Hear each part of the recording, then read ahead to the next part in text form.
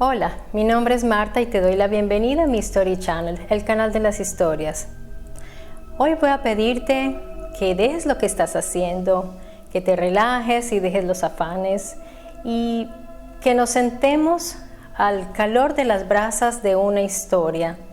Es verdad, aquí no hay fuego, pero imaginémonos que estamos sentados alrededor de una fogata, de aquellas fogatas que nos recogen y queremos acurrucarnos y sentarnos muy cerca unos a otros para escuchar esas historias que vienen de lugares remotos y de lugares a los cuales estamos alejados y no estamos acostumbrados. Te estoy hablando de las zonas rurales y en específico de la zona rural de mi país, Colombia. Caramba, esa zona es bastante problemática y difícil. Sí, es muy bella, muy hermosa. Ofrece paisajes de montaña, colina, de valles, de playas y selvas. Pero no es fácil la vida allí. El campesino es una persona muy trabajadora. Es una persona que cada día se levanta cuando sale el sol, con el cantar de los gallos para ir a arar la tierra, de manera que no tiene tiempo para sentarse a ver videos en YouTube o ver televisión. Ellos tienen una vida muy dura y bastante difícil porque también está la parte del clima y muchas cosas a las cuales nosotros estamos tan ajenos. Pero últimamente está sucediendo un fenómeno bien especial, que es una migración hacia las zonas rurales, hacia el campo. Y esto se está viendo también a nivel mundial. Muchas personas están escapando de las grandes urbes, están huyendo del cemento, de esas moles de cemento y aglomeraciones para buscar más espacio y para buscar una vida más tranquila, porque la vida en la ciudad es muy estresante. No se ha estudiado muy bien este fenómeno, el cual se ha llamado el neoruralismo, o son los neorurales o neocampesinos. Y resulta que quién sabe hasta qué punto se cumpla esto, porque el campo no es para todos. Hemos visto personas, yo personalmente cuando estuve en Santa Marta un tiempo, pude ver personas que se iban hacia la zona de la Sierra Nevada, donde están los indígenas, que es bellísimo. Pero se nota la diferencia de cómo vive la persona que llega de la grande ciudad o de otros países, porque generalmente ponen cercas, ponen vigilancia y ponen tecnología. Los indígenas no tienen nada de esto, ni los campesinos. Así que hoy te quiero contar unas historias que vienen de allá. Son historias con aroma de campo, de campaña, de campiña. De manera que trata de transportarte hacia esos lugares. No sé, tal vez tú me quieras contar si has tenido la experiencia de vivir en el campo o si nunca lo has hecho. Es interesante conocer esto. Cuando yo tenía más o menos unos 16 años, viví un tiempo en Cali, que es el Valle del Cauca, en Colombia. Es una región caliente, es clima caliente. Y allí viví un tiempo con mi padre y su segunda esposa. Ella me parecía una persona muy callada, más bien como una persona tosca en el trato, un poco hosca, una persona que no le gustaba mucho hablar, era de pocas palabras y muy seria, de manera que a mí me daba un poco de miedo esa persona, porque en contraste con mi familia, que somos muy dicharacheros y muy conversadores, esta persona me parecía un poco misteriosa. Y creo que ella se dio cuenta, o simplemente un día le nació desde adentro abrirse y me contó su historia, me contó su vida, y desde ese día le tomé mucho aprecio y me di cuenta que esa personalidad tan hermética venía justificada por su historia. Ella me cuenta que vivía en el campo del Valle del Cauca, pero que siempre le tuvo miedo a vivir allí. Nunca se adaptó. a pesar de que tenía sus hermanos, que ya pues sí estaban bien adaptados a su mamá y su padre, pero ella nunca se sintió perteneciente a ese lugar. Esta persona me cuenta que tenía muchas pesadillas, que le daba mucho miedo a la oscuridad y todos esos ruidos que se producen afuera, que son tan distintos a los sonidos de la ciudad. De hecho, hasta el mismo silencio muchas veces es distinto al silencio de la ciudad. Es un silencio de expectativa, de que algo puede suceder y que algo puede tocar esa puerta de madera en algún momento, ¿no? De modo que ella no dormía bien, tenía muchas pesadillas. Cuando el padre murió, para ella fue un grande shock, porque el padre era la persona que más era llegado a ella, era como más empático con ella, la quería mucho y era su consentida. A diferencia de la madre, que era muy ruda con ella, la castigaba muchísimo. Así que cuando el padre murió, la madre hizo algo muy terrible. Hizo que ella, siendo una niña, le tocara los pies al cadáver. Esto la marcó por siempre. Ella quedó con un trauma muy fuerte, quedó bastante marcada, tanto que ella tenía más o menos aproximadamente unos 40 años, 40 y pico, cuando me contó esta historia y se lo recordaba exactamente. Y me contó que empezó a tener episodios de sonambulismo. De algún modo lograba bajar todas las escaleras, abrir el portón que era lleno de chapas y de cosas, pasadores, y salir al campo en plena noche, en plena oscuridad, caminar, quién sabe hasta dónde iba, y regresar y meterse a la cama. Cuando la madre la descubrió, le preguntó al doctor qué hacer con la niña, cómo hago, qué hago, debo despertarla. El doctor le dijo, ni se le ocurra, señora, si usted ve que su hija está así es porque eso es sonambulismo, usted lo que tiene que hacer es tomarla suavemente y llevarla a la cama y acostarla. Y vamos a darle unas medicinas o algo así, vamos a ver qué sucede. Bueno, una noche ella se levanta, esta persona se levanta dormida, camina, baja las escaleras, abre todos los portones y sale, pero la madre ya estaba alerta, de modo que se va detrás, tratando de hacer caso a lo que le había dicho el doctor, la recomendación de no asustar a la muchacha. Pero cuando la chica regresa, la madre no puede más, no se aguanta y comienza a gritarle, despiértate, despiértate, y ella cuando abre los ojos pierde el control y agrede a la madre. Eso fue un episodio terrible.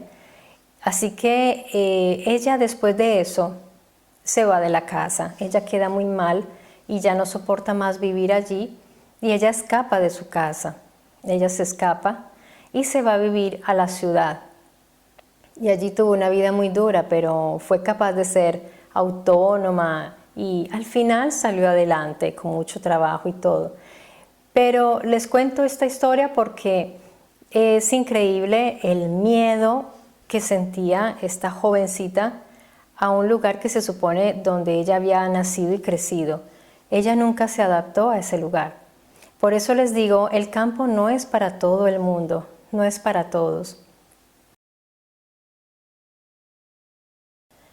La historia que les voy a contar ahora me la narró mi madre, que ella también tuvo la experiencia de vivir en zonas rurales, porque estamos hablando pues de hace muchos años, cuando mis abuelos llegan a una zona que se llama La Alameda, en Cali, en el Valle. En el valle hay muchos ríos y en esa época no estaba construido, ahí no había nada. Llegan mis abuelos y mi abuelo empieza a construir la casita y les voy a hacer ver la foto de la casita. Ellos tienen esa casa, imagínense, el piso era todavía en tierra, no había baldosas, así que mi madre me cuenta que cuando barrían, pues barrían era la tierrita con esas escobas de paja. Y tenían árboles de frutas, es muy común allí porque hay mucha abundancia de frutas por el clima, crece todo. Así que era esta digamos, el ambiente que se vive ahí. Poco a poco fueron llegando otras familias y se fue poblando poco a poco el barrio, pero eran poquísimas y son casitas separadas. Así que ellos vivían en esta casa, no había electricidad, usaban unas lámparas para poder salir en la noche. En el campo casi todo se hace en la mañana porque son las horas de la luz. Así que el ritmo es muy distinto. En la ciudad se vive mucho de noche, en el campo la gente va a dormir temprano también porque están cansados por el trabajo del día, la jornada, ¿no? Pero no es que se deja de vivir, entonces hay que usar las lámparas si se necesita salir.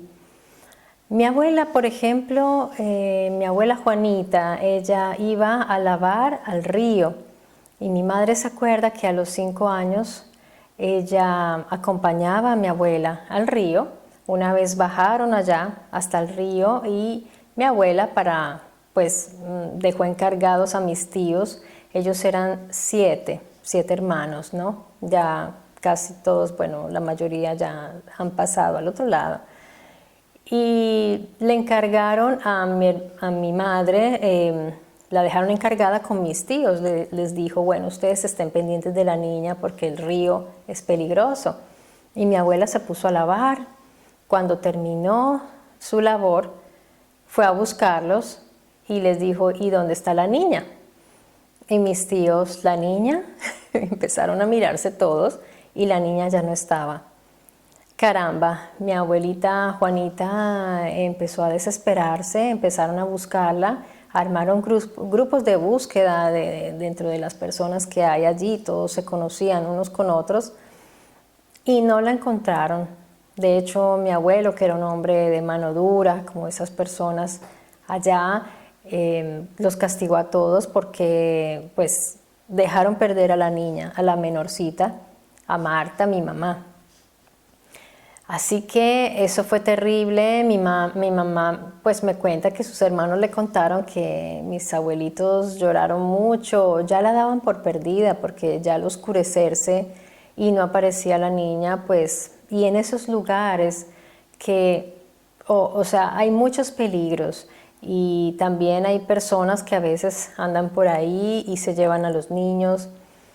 Así que ellos estaban desesperados cuando al otro día, en la mañana, llega una señora con mi mamá y dice, aquí está la niña, la reconocí porque yo conozco a la señora Juanita y le vi el parecido. Bueno, increíblemente la encontraron.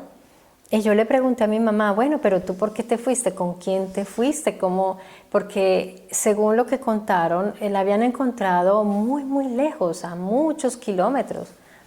Una niña de 5 añitos caminó por toda la riba del río hasta lo lejos, hasta llegar a otra comunidad allí donde una señora sí la reconoció.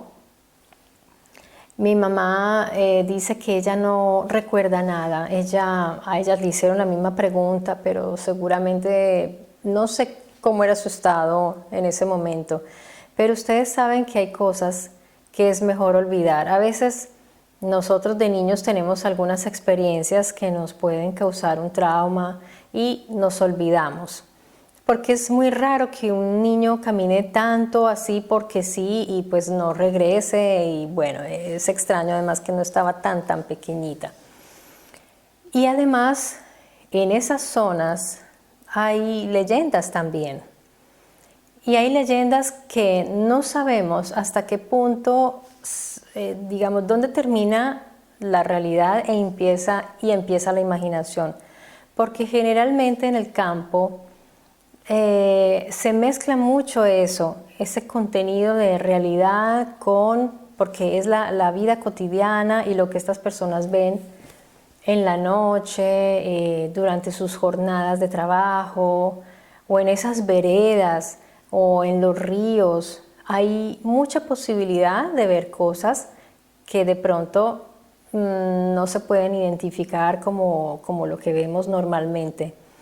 Les digo esto porque allá hay una creencia que cuando a mí me la comentaron a mí me dio risa, que se llama el pájaro pollo.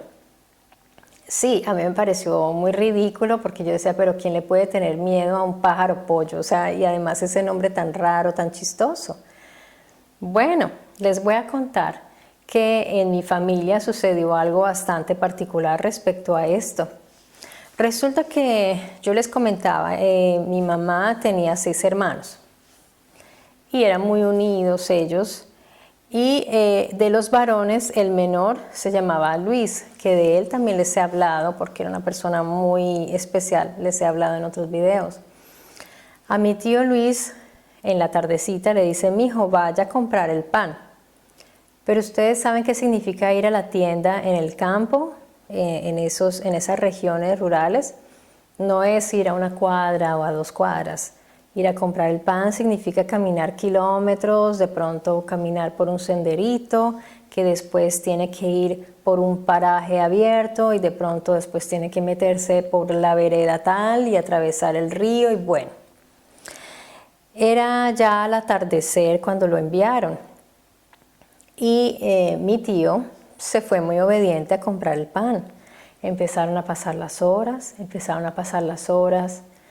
En el campo el tiempo transcurre de un modo muy distinto, tal vez se siente como más lento y las horas como más largas. Y empezaron a ver que ya se estaba oscureciendo y dijeron, ¿dónde está Luis que no vuelve con el pan? ¿Qué pasó?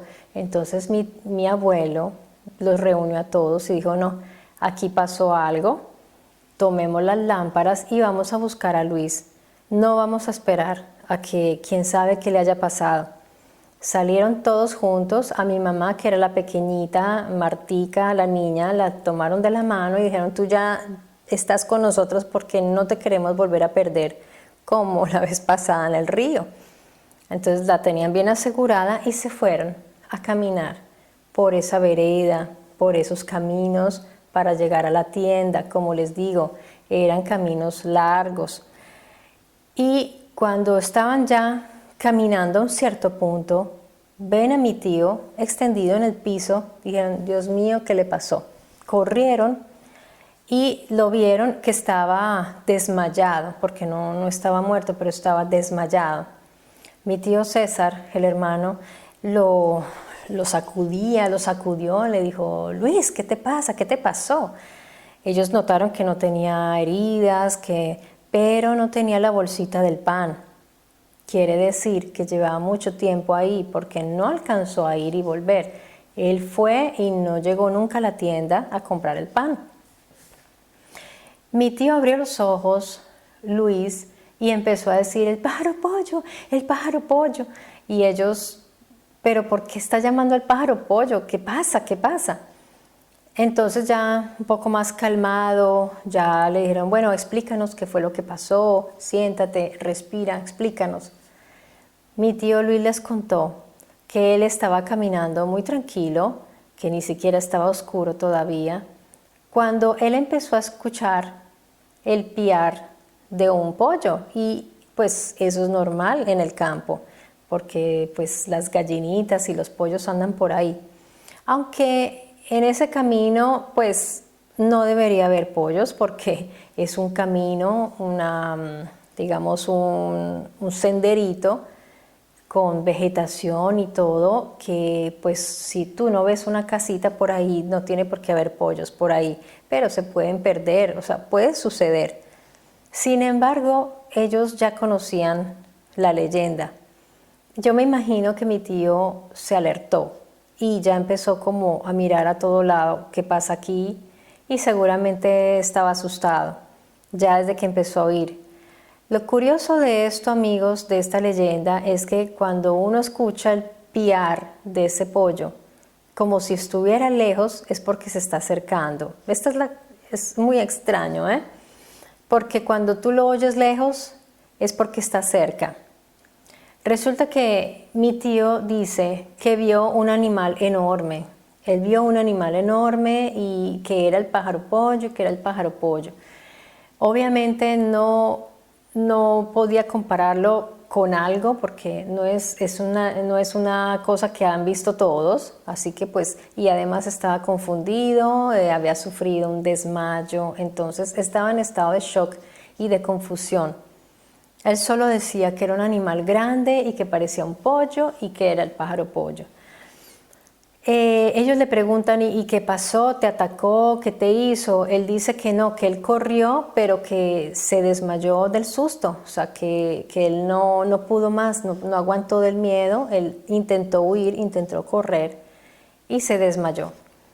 Así que lo recogieron y se lo llevaron a la casa. Él tenía las piernas entumecidas, casi no podía caminar, lo tuvieron que ayudar y llevarlo hasta la casa. Esa experiencia se quedó siempre y mi mamá no es que se la cuente a todo el mundo, de hecho mis hermanos se van a enterar de esta historia con este video, porque ella me dijo por un mensaje de WhatsApp: mija, esta historia yo con nadie la he hablado y pues yo veo que a ti te interesa por tu canal, te la voy a compartir. Cosa que yo a mi mamá le mando un beso enorme y le agradezco muchísimo por estas historias y por haber compartido esa fotico de su casa en la Alameda, en Cali. Tan bonito. Mi madre me cuenta que ellos no tenían automóvil, tenían caballos. Allí todavía no se veían carros así ni nada de eso. De hecho, mi abuelo fue quien construyó un sendero para entrar los carros y todo que venían, pero llegaban eran las chivas, cuando venían todas las personas, los campesinos con sus papas y las cosas que iban a vender, los pollos y todo al mercado, ¿no? Así que era difícil que cada familia tuviera su carro, eso ahí no se veía, pero sí tenían un caballo.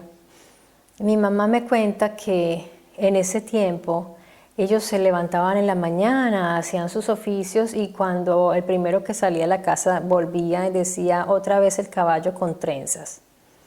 Entonces, tal vez ustedes ya han oído esto de que en las zonas rurales, al menos en Colombia, sucede que está esta creencia de que las brujas hacen trencitas a los caballos y los duendes.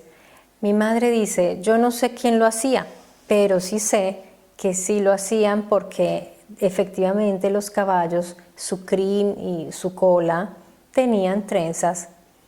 Yo de todas maneras me pregunto, ¿quién puede estar tan desocupado y salir a esa hora? De pronto, bueno, no sé, pero es muy misteriosa esta cuestión de las trenzas en los caballos.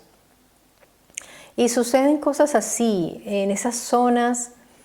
A pesar de que son zonas martirizadas por la violencia, porque desafortunadamente, al menos pues en Colombia, que es la realidad que yo conozco de cerca, están estos grupos tan peligrosos y vivimos una guerra interna y los pobres campesinos tienen que ver pasar las balas de la guerrilla y de los paramilitares y de los ahora también de esas bandas criminales que se están creando, que ellos están en medio de ese fuego. Sin embargo, los disparos, las minas y las granadas y estas cosas no logran apagar esos misterios que ocultan la campaña colombiana, el campo. Porque a pesar de todo eso, de todo ese barullo, de la gente que llega a hacer daño y que por culpa de ellos hay desplazados que se tienen que ir a las ciudades. O sea, es increíble porque los campesinos se van de sus zonas, de sus campos, de sus casitas, de sus montañas a la ciudad, a pasar muchos trabajos, a un lugar que no conocen, donde hay miedo también y en vez de duendes y brujas y moanes, pajaropollos o patasolas, hay ladrones, secuestradores y de lo peor, y a todo eso se tienen que enfrentar, además pues también de un cierto rechazo porque son personas del campo. Pero la gente que se va de la ciudad al campo se encuentra con un mundo agreste, un mundo distinto, donde si tú abres la puerta te puede entrar una serpiente. Yo eso lo viví, porque a pesar de que no viví en una zona pues tan salvaje, una vez tuve que quitarle una serpiente de la boca a mi gatico. Era una serpiente pequeñita como mi gato, pero era una serpiente. Y pues me quedé muy sorprendida porque pues era la primera vez que yo veo una serpiente en mi vida, una serpiente real, ¿no? Cosas así, arañas enormes, cosas desconocidas para nosotros. Yo aún recuerdo la primera vez que fui a los Llanos Orientales. Los Llanos Orientales son una región de Colombia espectacular. Como lo dice el nombre, son llanos, de manera que ustedes al amanecer pueden ver el surgir del sol y pueden ver también cómo el sol se va escondiendo detrás del horizonte, porque no hay una sola montaña, no hay nada que impida ver cómo se oculta. Pues obviamente es el movimiento de la tierra, lo sé, pero cómo se ve como si se ocultara el sol detrás de la tierra. Es maravilloso, pero ahí también ustedes tienen que cuidarse de dónde meten los pies en un río porque están las pirañas. Ustedes tienen que poner cuidado, mirar hacia arriba porque hay serpientes en los techos, se enrollan las serpientes. Y me acuerdo que cuando estábamos yendo hacia los llanos, íbamos en un jeep y había una gran, ¿cómo se llama? Una gran plaga de unas langostas así que se estrellaban contra el carro y yo entré en pánico. A mí me tuvieron que dar una cobija y cubrirme toda porque el pánico mío, la impresión de que se me estrellaran estos animales, por lo que les digo, es impresionante. Uno en la ciudad a duras penas tiene que pelear con un zancudo, una mosca. Allí eran miles de langostas que se estrellaban contra nosotros y yo era la que estaba más asustada en ese carro. Y cuando llegamos nos reciben los cuidadores con una limonada en la mano, nos sentamos y empieza a bajarse la luz y ellos nos reciben con una historia.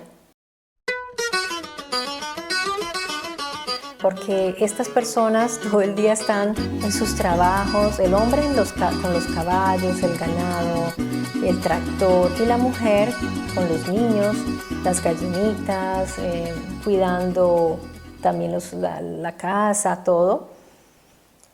De manera que todo el día no es que hablen mucho. Y llegamos nosotros, pues ellos están muertos de las ganas por contarnos cosas.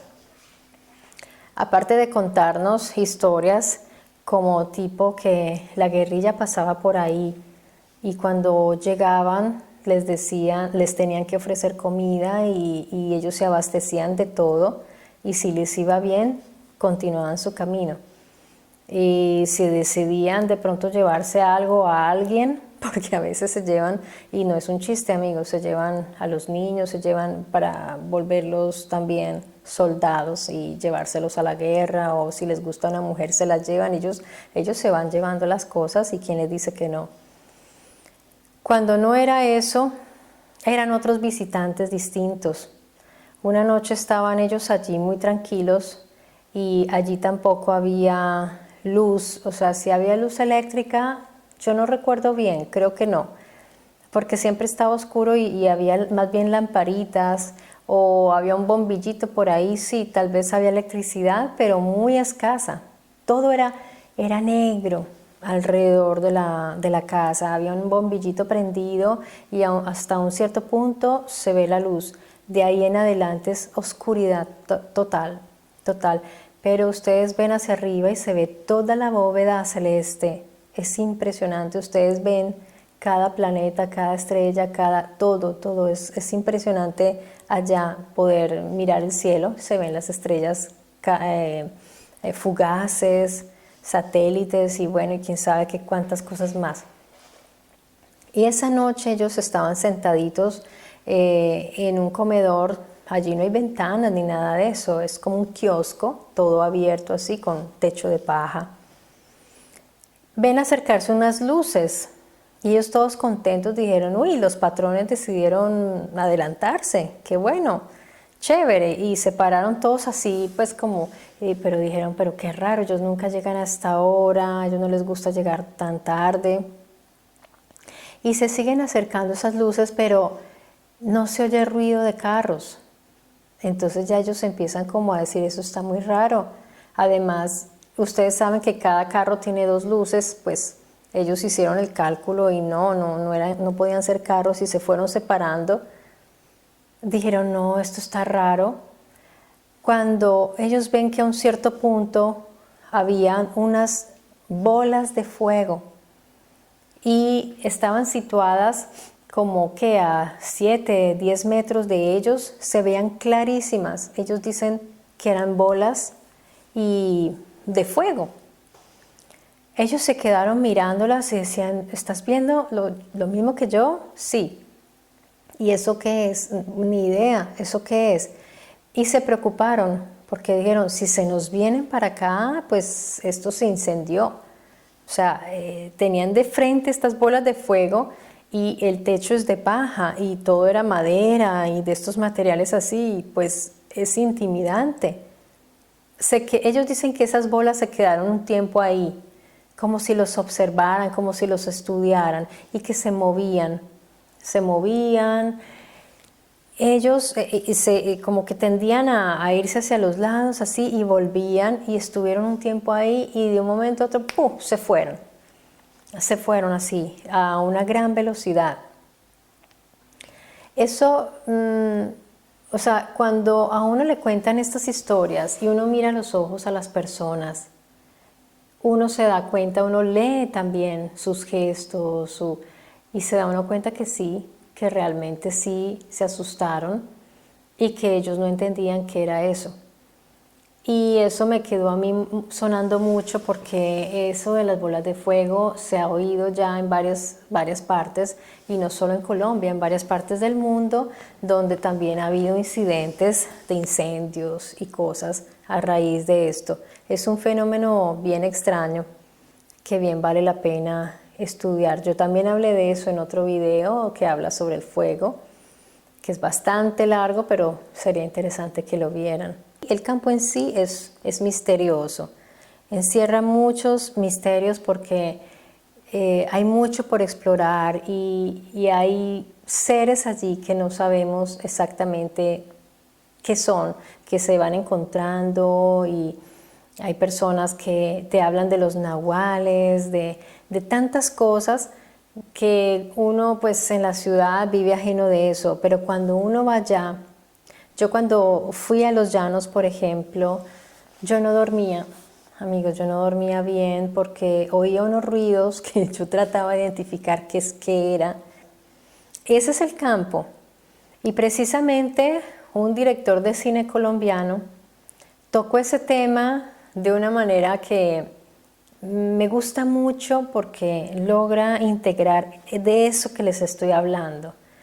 Por un lado está el drama de la guerra, habla la historia, esta película de un escuadrón de soldados, un comando de soldados que tiene que ir a buscar a otros que no volvieron a saber de ellos. Estaban en una misión, en una base militar y no se volvió a tener comunicación de ellos. Así que este grupo de soldados tiene que ir a recuperar a esos otros de los cuales ya no se tiene noticias, que ya no se sabe nada. Y ahí empieza una historia bien interesante porque primero está la tensión de la sensación del peligro, de la guerra, de las minas, a lo que se tienen que enfrentar esos soldados. Pero cuando ellos llegan a esa base, ahí empieza una historia distinta porque se empiezan a dar cuenta que hay algo que no está bien, hay algo más, aparte de lo que encuentran allí, que encuentran el lugar como si hubiera habido una masacre terrible, pero no encuentran solo un superviviente. Yo no les voy a contar la historia, trataré de no hacer spoilers aquí porque voy a dejarles aquí el título de la película para que la vayan a ver, para que la busquen. Creo que está en Netflix inclusive y sería muy bueno que la vieran, que es un joven productor y director colombiano que están surgiendo unos muy buenos. Amigos, es fuertecito y es bastante intenso la tensión que hay en esa película y ese páramo, porque se llama El Páramo. El páramo colombiano, amigos, es espeluznante. En el día está esa neblina espesa, densa, el frío, y es muy despoblado porque pues ¿quién se va a vivir por allá? Solo gente de espíritu muy fuerte, muy templado. Entonces mucha soledad. Yo he pasado por ahí a veces cuando uno hace viajes en Colombia por carretera y tiene que pasar por la línea, la famosa línea, la temida línea, que es el lugar más alto cuando uno va por carretera antes de bajar a cualquier otra ciudad, donde uno solo ve precipicio y pues hay que andar muy despacito y esos camiones pasan, uno no sabe cómo pasa el camión y el carro y la montaña, o sea, quién se va para el precipicio. Es tremendo, amigos. Da miedo, la verdad. Son lugares para personas con un cierto temple, con una fortaleza interior tremenda, porque eso no es para todo el mundo. Y uno ve esos niños que juegan y todo, pero hasta los niños son serios, porque en esos lugares no hay mucho espacio para jugar, no hay parques. Entonces son lugares bastante fríos y fuertes, ¿no? Inhóspites, ¿no? Bueno, yo espero que se hayan entretenido con estas historias. Les conté lo de el pájaro pollo porque es esa leyenda de la cual se ha hablado y me llamó mucho la atención que mi familia, un miembro de la familia lo haya visto. Desafortunadamente mi tío ya no está con vida, él ya murió hace unos años, o si no, lo hubiera traído al canal para que nos hubiera contado su experiencia en persona. Pero de todas maneras es interesante haber obtenido esa historia de parte de mi mamá, que ella estuvo ahí, fue testigo presencial de todo lo que sucedió. Y bueno, gracias por haberme acompañado hasta aquí. Yo siento la compañía de ustedes y cuando me dejan sus comentarios soy muy feliz porque es un modo como de sentirnos cerca, de estar como más cercanos. Y nos vemos muy pronto aquí en Mystery Channel con más historias y misterios. Les mando un fuerte abrazo y cuídense mucho, amigos.